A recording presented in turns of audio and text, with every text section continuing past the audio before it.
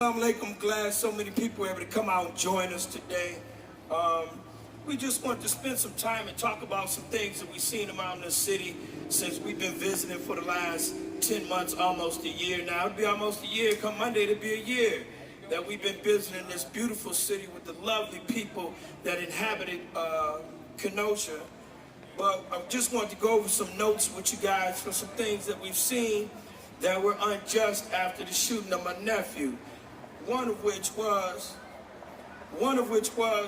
the mayor trying to take our eye off the ball and forming a task force that never completed a task. It's a year later.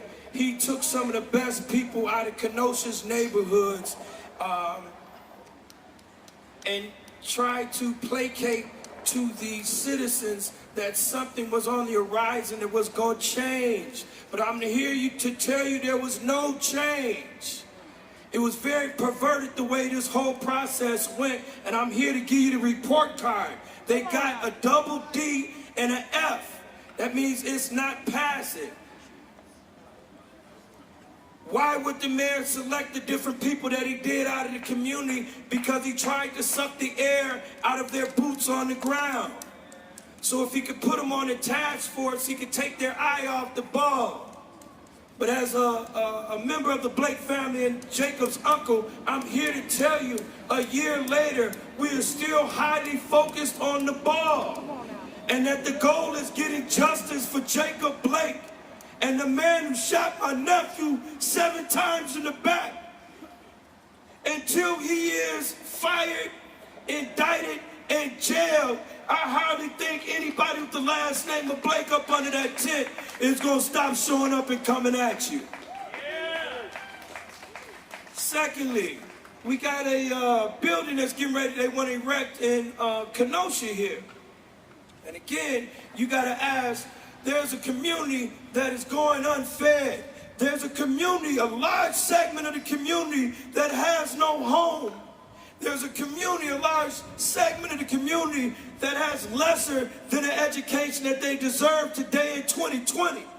But they're talking about erecting a building, spending some odd $4-6 million in the heart, the middle of the community where African Americans live, where they'll still be unfed, where they'll still be looking for housing, where they'll still be searching for a better education. I think we could do something better with several $1 million than erect another damn building. Yes. We need to take care of our people first, yes, and build this second. Yes. Right. There's a systemic thread of racism that I've noticed since I've been here, and I probably could point it out to you, but you could probably point it out back to us. It runs from the mayor's office to the chief of the police, to the DA, to the fire department as well, and the police and fire bureau that they have. They had the power to fire this officer, and they elected not to. Instead of ostracizing him, they pulled him in even tighter and gave him support and harbored a basic fugitive that broke civil rights of my nephew. We must not allow any person that wears a badge or not to offer there any sanctum or safety or harbor them in any fashion.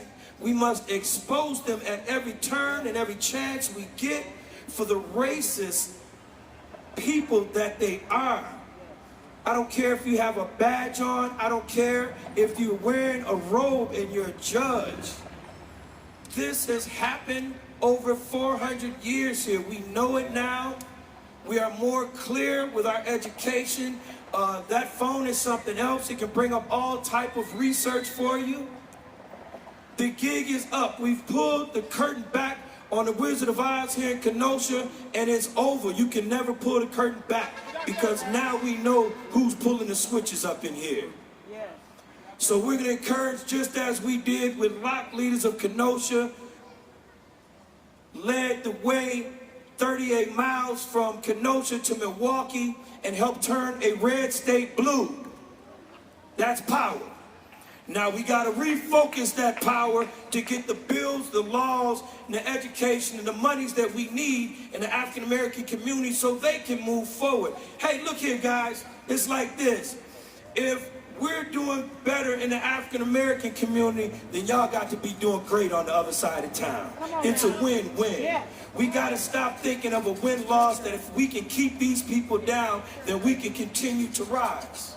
Those days are behind us. Yes. We have to think more out of the box. Let's think more radical. Let's think about a win-win scenario where the African American community is able to thrive and flourish and be safe and not have to worry about a police officer riding down and cutting loose 7 shots into a back of a young man who was 29 years old, excuse us, that had 3 children sitting behind him. 3 children sitting behind him. So they came out with a couple of stories. We can run through them real quick for you. One, my nephew was kidnapping his kids. That's too absurd to be real. And if you were concerned about them, you couldn't be too damn concerned because you let off a gun less than a foot away from where they were. Come on now. Stop playing with us. All right?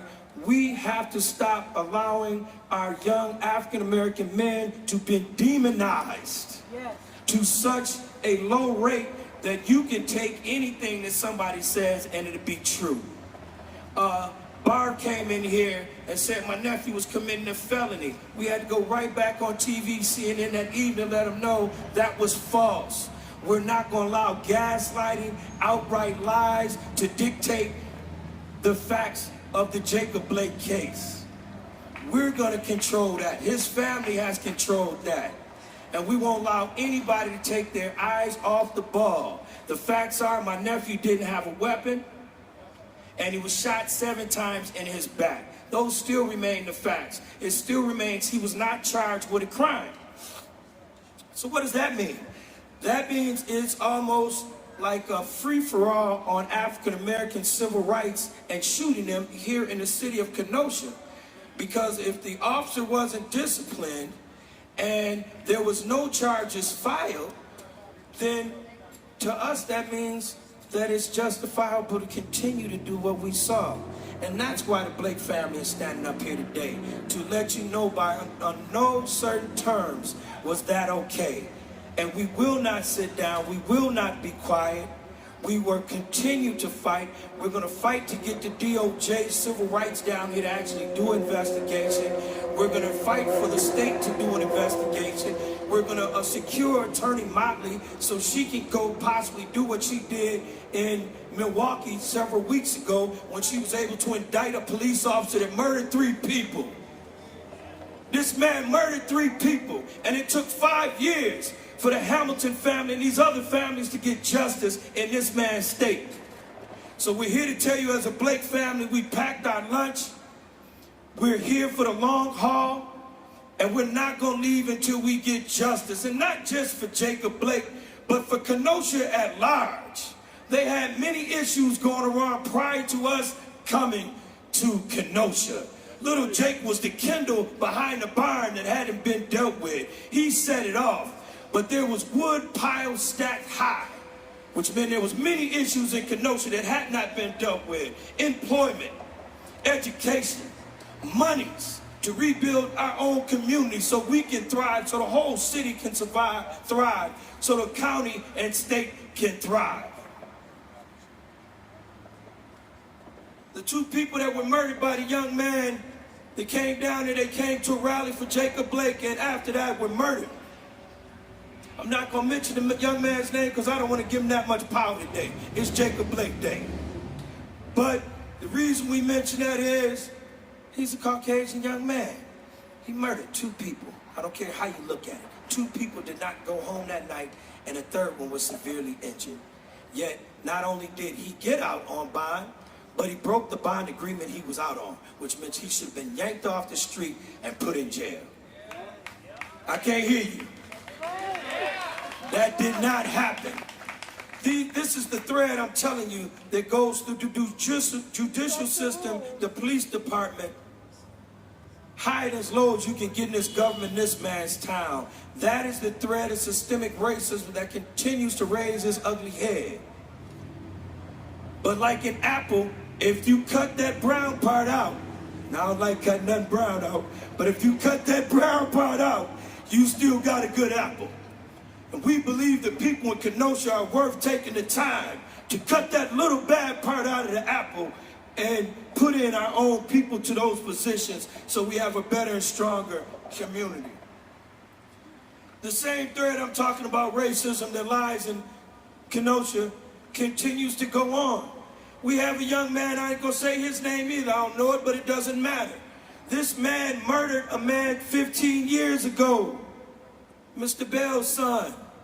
And he has the mitigated gall to come back to this city and run for sheriff? How could he do that? Who would do that if he didn't have some type of support? This is the racism that I'm trying to bring to light to you guys. All these different instances, they're little things, and if you don't take them all at once like a big snowfall, you don't think snow's falling if you don't see it on your sidewalk. But I'm here to bring it to you today that this is the racism that falls on the sidewalks of Kenosha every day. It just doesn't collect so you can see it, but it's here, and that's another element to show you that. I was watching, you know, I'm big, watch Geographics all the time. You know, they go all around the world looking at the animals and all that. And this particular show was talking about how the seals go over to the West Coast and, you know, they're eaten up by these sharks. Miss Brock, I need you to pay attention to this, sis. You're gonna love this part. I know we right here, right? So I'm watching National Geographics, and usually the seals go out on these rocks and they climb around and get the fish, and then the sharks come along. I'm here to bring the attention to y'all watching these Geographics, look it up. They got a video of a seal eating a shark. Let your mind marinate on that. A seal eating a shark had never been videotaped before. I say that to you to say African Americans are no longer gonna sit by and be the seal. Hear what I'm telling you. Things are changing in front of your face. Had this happened only years ago, maybe people wouldn't have stood up. Maybe people wouldn't have come together. But 2020 was the beginning of the end of the racism that runs throughout our police departments, our judicial system, and our governments that allows this to happen. We no longer gonna be the seal sitting on the rock. We're gonna be the seal going after the shark. So if you don't think that's true, you go look it up. National Geographics don't lie for nobody as far as we know. So I just want you to know our family sends a tremendous thanks out to Tasha McClain and leaders of Kenosha, to Pastor Jonathan and his parishioners who are here today. I love y'all to death. And many other organizations that we have not enough time to call all the names, but helped us stay in this city. I've been here now 1 year. And I have the right to tell you everything that we've seen. It's over. The African American organizations here, it's still present that we're still clutching in the corner trying to keep information to ourselves. Please, we're asking you, Uncle Justin's asking you to have open meetings, to invite everybody you can. Because the more information and the more sharing we put out there, the more successful we're going to be on the other side. Stop this self-hatred. Stop harming each other. Stop backstabbing each other. Because the time has come where we all know the truth. All we have to do is unite, stay solid, don't allow anybody to knock off our square with rumor and innuendo, or give you $5 extra than I gave the next man. It happened in Rwanda. It's over. It's not going to happen here. Everybody's watching much more clear. You can't give somebody, some small organization, some money over here and think the Blake family would sell out to the police. That ain't right. I know you didn't think the Blake family rolled like that. We've never, ever, in my life or my brother's life or any life I can tell you about prior to us in the Blake family, gotten down with any police. That's not the way we're gonna make our change. We as African-American men are gonna make our change in our community, and we don't need nobody's help. Most certainly not no damn police. So I took a couple of blogs the other day and little jabs on the thing the other day, and that was cool to take. But I'm here to let you know unequivocally, no Blake's roll like that, and that could never be said. Any deal that's going to be made or going to be discussed or talked about will be one that's above board, and everybody will know. Big ups to the red, the black, and the green. Unity now. One Africa, baby. Don't stop.